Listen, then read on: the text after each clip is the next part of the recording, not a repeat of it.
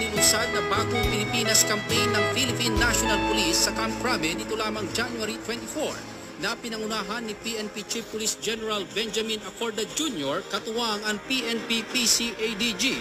Maaalala na nito lamang nakarang Disyembre ay formal na iginawat sa CIA Bayanihan ang accreditation certificate na kumikilala sa CIA Bayanihan bilang lehitimong PNP Force Multiplier. Ang nasabing okasyon ay dinaluhan din ng CIA Bayanihan Angel